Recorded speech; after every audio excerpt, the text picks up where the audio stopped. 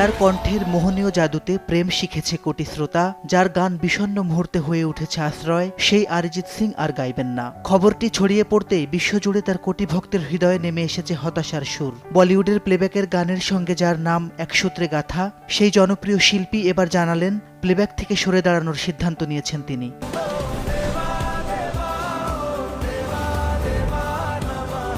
নতুন বছরের শুরুতেই এই চমকপ্রদ ঘোষণা দিয়েছেন অরিজিৎ সিং নিজেই। তার অফিসিয়াল ফেসবুক ও ইনস্টাগ্রামে দেওয়া এক বার্তায় তিনি জানান, প্লেব্যাক গায়ক হিসেবে আর নতুন কোনো কাজ গ্রহণ করবেন না তিনি।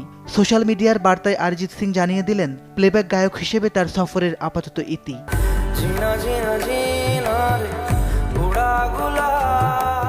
নিজের অফিসিয়াল ফেসবুক ও ইনস্টাগ্রামে সন্ধ্যায় অরিজিৎ তার অনুরাগীদের উদ্দেশ্যে লেখেন, সবাইকে ইংরেজি নববর্ষের শুভেচ্ছা। গত কয়েক বছর ধরে শ্রোতা হিসেবে আপনারা আমাকে যে পরিমাণ ভালোবাসা দিয়েছেন তার জন্য আমি আজীবন কৃতজ্ঞ।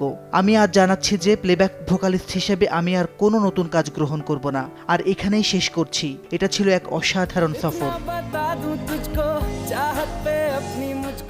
তবে কি একেবারেই গান ছেড়ে দিচ্ছেন অরিজিৎ? উত্তরে তিনি স্পষ্ট জানিয়ে দিয়েছেন, গান গাওয়া কিংবা সঙ্গীত তৈরিতে তিনি থামবেন না, তবে বাণিজ্যিক ছবির প্লেব্যাক থেকে তিনি দূরে সরে যাচ্ছেন। তিনি জানান, ঈশ্বর আমার উপর সদয় হয়েছেন।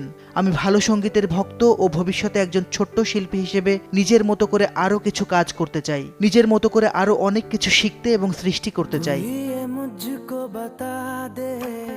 শোনা যাচ্ছে অরিজিৎ এখন নিজের মিউজিক লেভেল অরিয়ন মিউজিক থেকে নিজস্ব সৃষ্টিতেই বেশি সময় দিতে চান।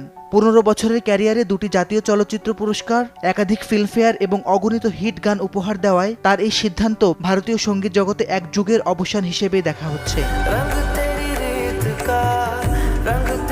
মাসিদ রনো, সময় সংবাদ।